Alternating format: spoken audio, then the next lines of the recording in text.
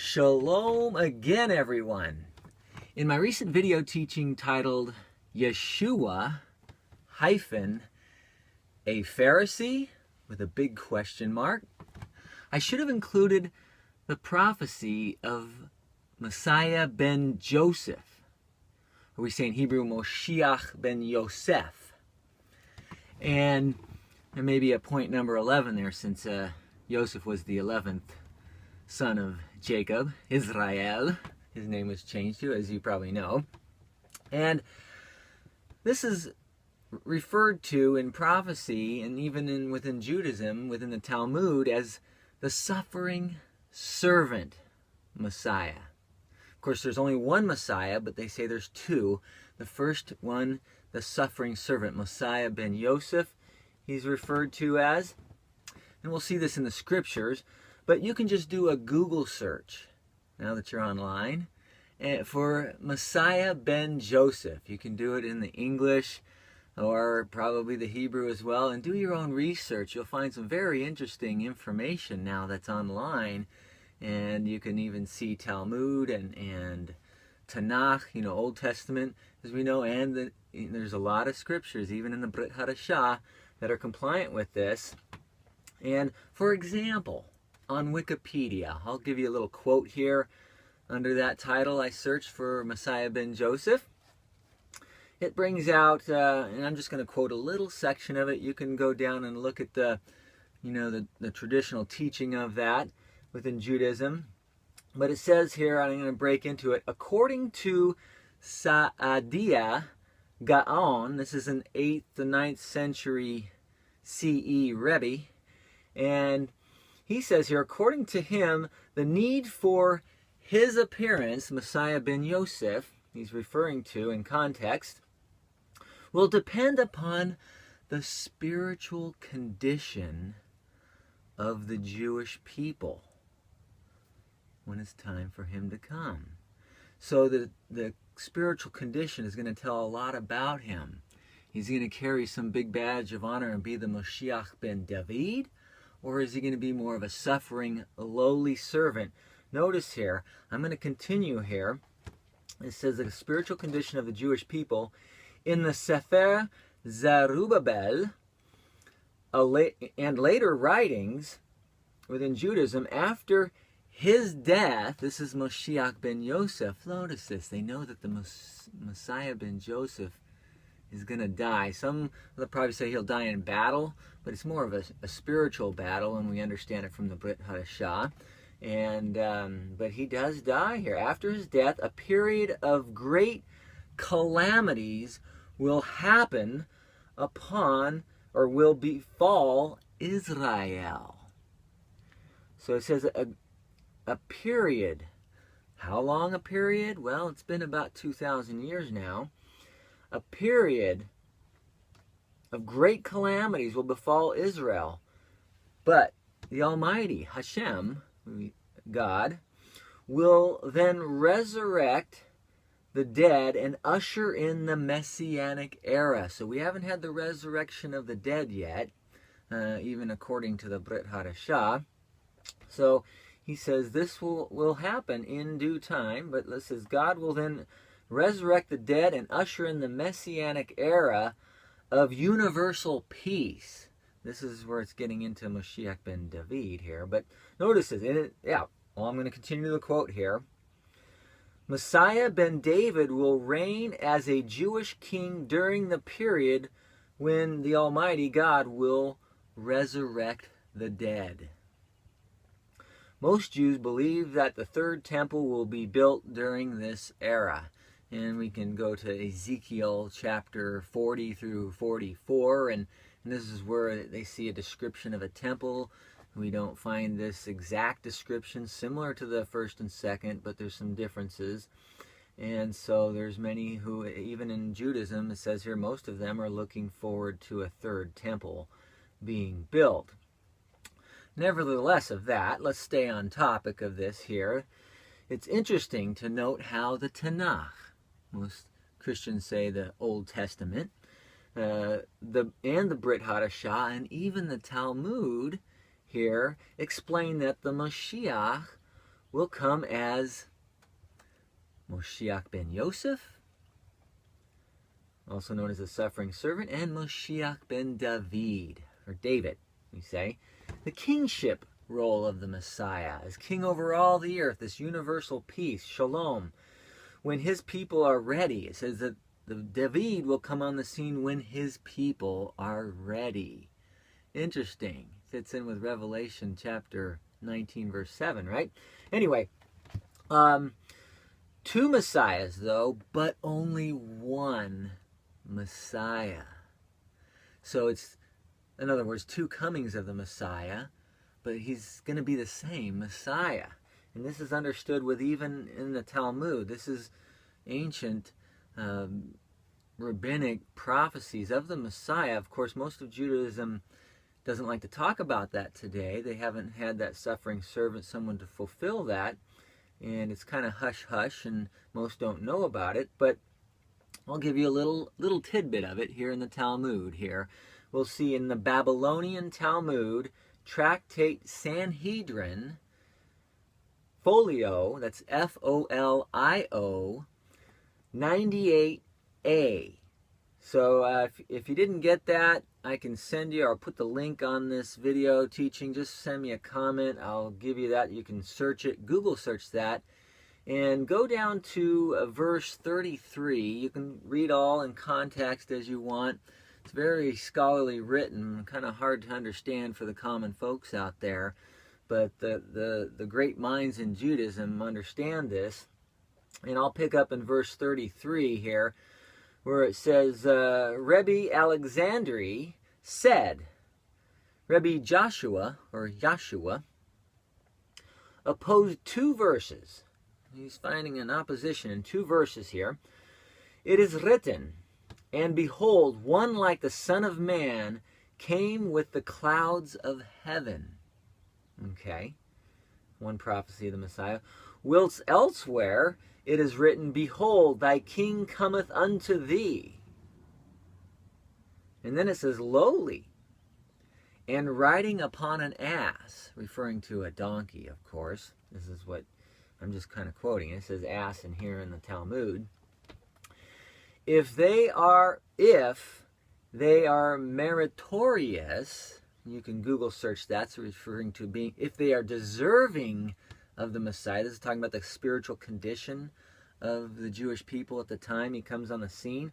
If they're spiritually ready for him enough, he will come with the clouds of heaven. In other words, he'll come in the clouds. You know, and we'll see this in the prophecies here. We'll get to that a little bit later. But if not, in other words, if they're not meritorious, if they're not worthy, if they're not deserving of him at the time, lowly and riding on a donkey, or it says ass here. And there's a prophecy of that in Zechariah 9:9. We'll get to that in a little bit. King, and these are the two scriptures of opposition. They're quite a bit different. One's a kingship, exalting, kind of like God coming from heaven. The other one's lowly, physically, riding on a donkey, not a white horse, but a lowly animal. So what King Shapur said, Shapur, however you want to pronounce that, it said to Samuel, ye maintain that the Messiah will come upon an ass? I would rather him come on a white horse of mine. And of course he had all these great, majestic horses, and one of his, I'm sure he's referring to his greatest white horse. And we see this in Revelation when he comes back in the clouds riding a horse. Anyway, interesting, very, very interesting. We see this in the Talmud, and then it quotes, you know, like I said, Zechariah 9:9 says, rejoice greatly, O daughter of Zion. Yerushalayim, we know, is the symbol term for Zion. He says, shout. Feast of Trumpets, Feast of Yom Teruah is Feast of Shouting, right? That's when even Chabadniks know that he'll come in the clouds on that Feast of Trumpets. Most of Judaism refers to as Rosh Hashanah. But notice here, shout, O daughter of Yerushalayim. Behold, your king is coming to you. He is just and having salvation. Yeah, I love it. Salvation, great word, isn't it?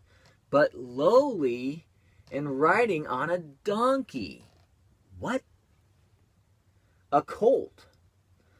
The foal of a donkey. So not just a donkey, but kind of a lowly of lowlies of donkeys. I mean, how much lower can you get? I mean, we can exaggerate it, of course. Lower than a snake's belly, some people might say. But, you know, lowly. He rides in on a donkey to Jerusalem. Notice this. In Matthew, chapter 21, verses 6 through 10, it says, "So the Talmudim, the disciples, went and did as Yeshua had directed them," a.k.a. Jesus. "They brought the donkey and the colt and put their robes on them." So they're putting their robes on the donkey and the colt, and Yeshua sat on them. I think it's referring to the robes. Kind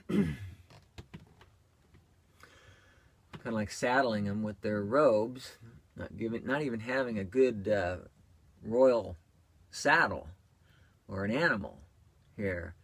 It doesn't sound like he's, well, let's continue here. "Crowds of people carpeted the road with their clothing, while others cut branches from trees and spread them on the road.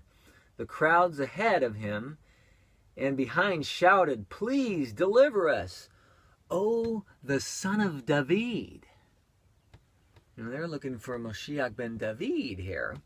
But they're not realizing at the time, of course, he had to be the lowly, suffering servant of Yosef first, because of the spiritual condition of the people. Kind of debunks the idea that he had to be some kind of a great Pharisee or Sadducee or of a great in the Sanhedrin or anything like that here. It says here, he says, "The crowds ahead of him shouted to the son of David, 'Blessed is he who comes in the name of Adonai,'" or we say the Lord. "Blessed is he who comes in the name of the Lord. You in the highest heaven, please deliver us." When he entered Jerusalem, the whole city was stirred. "Who is this?" they asked. Well, what I propose, this was Moshiach ben Yosef. They were wanting Moshiach ben David at the time.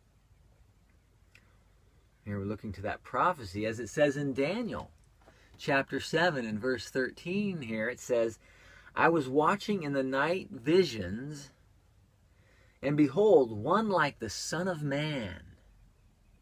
This is another idiom of the Messiah here, the title, Son of Man, "coming with the clouds of heaven."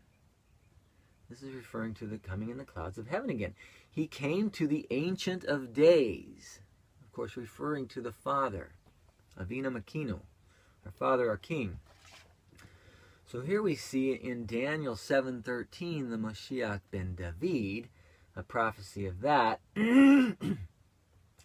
Now notice this, we see this in, again, Matthew, chapter 24, verses 30 and 31. It says, "Then the sign of the Son of Man will appear in the sky, and all the tribes of the land will mourn. And they will see the Son of Man coming on the clouds of heaven with tremendous power and glory. He will send out his angels with a great shofar." Here, the Feast of Trumpets, Yom Teruah, first day of the 7th month, one of the feasts of the Lord here. Most of Judaism refers to as Rosh Hashanah again, same holy day, referring to the same day. "And they will gather together his chosen people from the four winds." And the prophecy in Isaiah is the four corners of the earth, from one end of heaven to the other. So again, we see here Messiah ben David here, the kingship, the royalship of Messiah, but waiting for the spiritual condition of the people to be right first. So again, two Messiahs but one. Two Moshiachs but one. Messiah ben Yosef, the suffering servant, rejected And let's look at Yosef here a little bit of his story. We can see he was exalted to second in command, not first, like Daniel, another type of Messiah. He was suffering, and he was even a eunuch. Very sad to think about those things, but he was raised up to second in command before. But notice how Yosef here, getting to the Messiah ben Yosef, all his brothers rejected him. Their spiritual condition was not right at the time, so they wanted him dead. They sold him off into slavery. He was innocently convicted of crimes that he didn't commit and had to suffer in prison. And then, well, a time period went by. There had to be a famine. We see a prophecy in Isaiah, the famine of the word. After a famine went by, his brothers finally come to him, and he's doesn't look Hebrew, doesn't have a Hebrew name. In fact, he's married a Gentile. He looked very Egyptian or Gentile. They didn't recognize him. So why should it seem so strange that he would look Greek or have a Greek name or be taken on a Gentile name for a time period? And a time period of ignorance and a time period of spiritual blindness until the times are right. Then he will reveal himself, and his brothers will weep and mourn. As it says in Zechariah 12, I think it's 12:10, they will look upon him whom they've pierced and mourn like one mourns for his only son, and to that degree as well. So, of course, Israel is also a type of Messiah. So we can see Israel fulfilling a lot of these messianic prophecies as a suffering servant and being exalted in the end times. So we can't separate Messiah and Israel. And that's one problem. See, the church has decapitated the body, the physical Israel. And Israel, Judaism, has decapitated the head, the Messiah. They don't have much prophecy of Messiah. They don't even hold on to a lot of the prophecies that I'm exposing here in the Talmud of Moshiach ben Yosef. But we need to bring the head and the body together, and it's not a replacement theology. It's a grafting in theology. Read Romans 11:11 onward. It says the natural branches of the same holy tree, same holy root, it's not been replaced, hasn't changed, but the ones that were cut off can be grafted back in, and the Gentiles are from wild trees. They're not from that same holy tree, and they can be grafted in. We all can be grafted in. It's a grafting in theology to the commonwealth of Israel, which means prevailer with him, a champion with him. Anyway, I'm getting off topic here. Sorry about that. Let me continue here, though. But we see all this in Messiah ben Joseph. We see Joseph a lot like the Messiah, rejected by his brothers, and then his brothers are redeemed. And Joseph doesn't get revenge on them. He loves them. And even though they fear, some retaliation after a while, but, it's a great story. And he's reliving that story even today through the Messiah. Letting some time go by before they see his royalty. He has been exalted. He has been given a great name. And he's at the right hand of the throne, as it says in Hebrews, and we see in Revelation, the right hand of the throne of the Most High. And so he's like, and he even said, if you read it, the Brit Hadashah, the New Testament, carefully, says, the Father is greater than I. When you pray to God, pray to the Father. You can pray in my name, but he says pray only to the Father. And so, that's what we call it the Lord's Prayer, as we read about in the book of Matthew as well.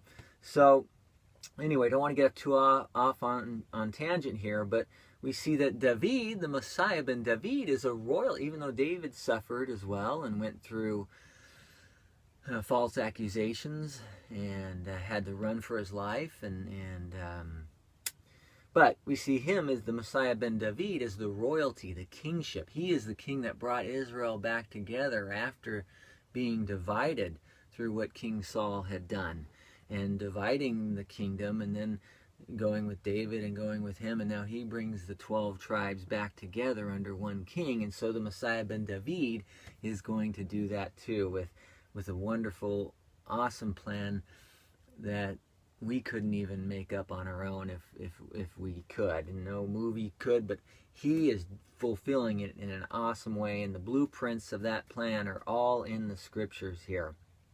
So, now if the Jewish people, like I said, are worthy of him when he comes, well then, if they're not worthy of him, I should say, then he will be rejected by his brothers, the majority of them.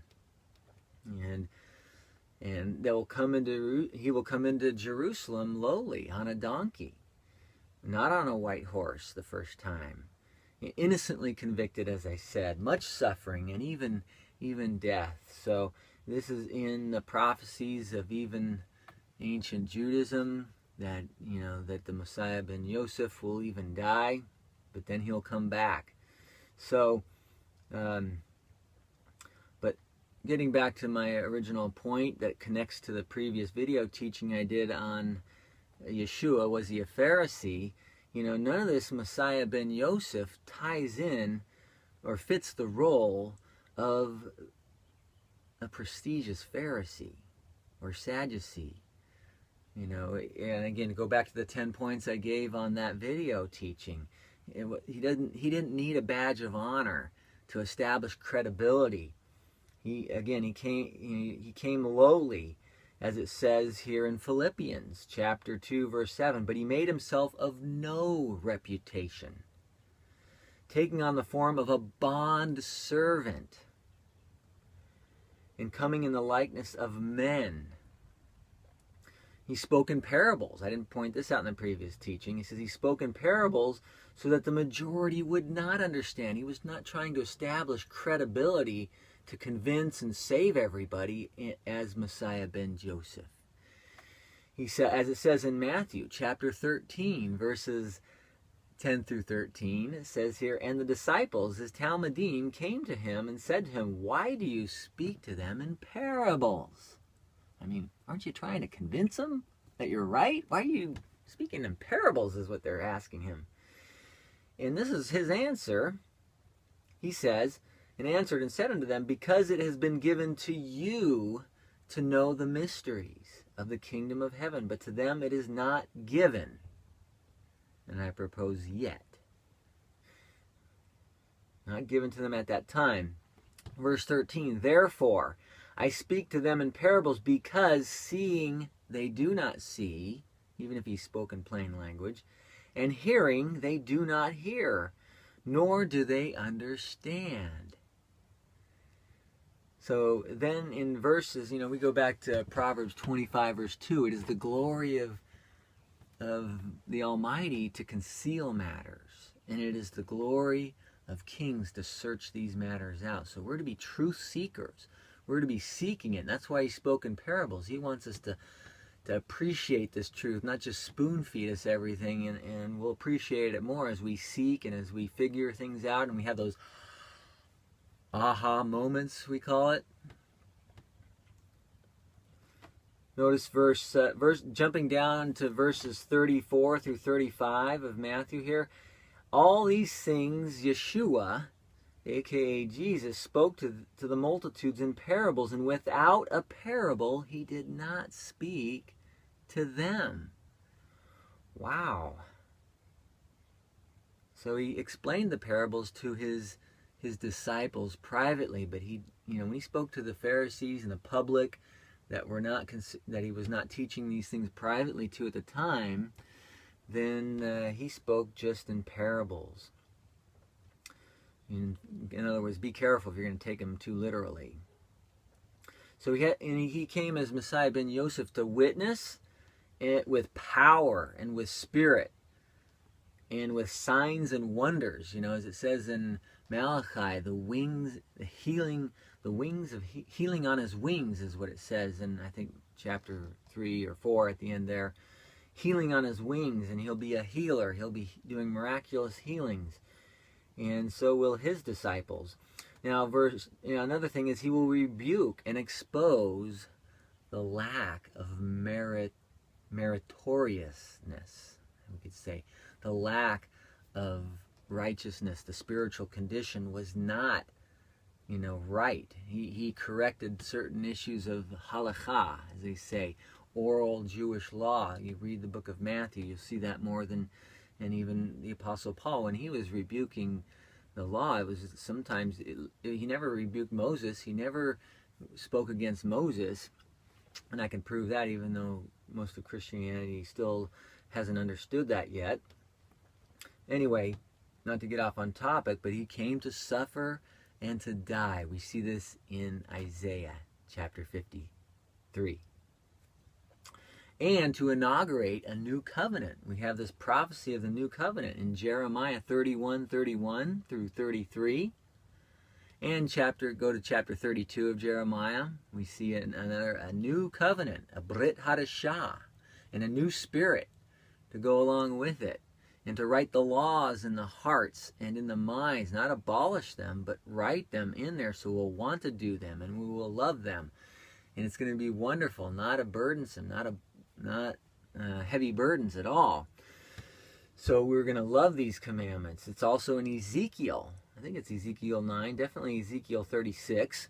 So we see these prophecies of the Brit Hadashah, and of course the Mashiach is going to have to inaugurate those and have a new covenant, a Brit Hadashah. And so now what he's doing during this time period of spiritual famine is also he is training leadership for a Melchizedek royal priesthood. And we'll see with that we read the prophecies also in the Tanakh that the Levitical priests, some righteous ones, will be restored, but there'll be a Melchizedek priesthood as well. And Messiah, Moshiach, will be a Melchizedek priesthood.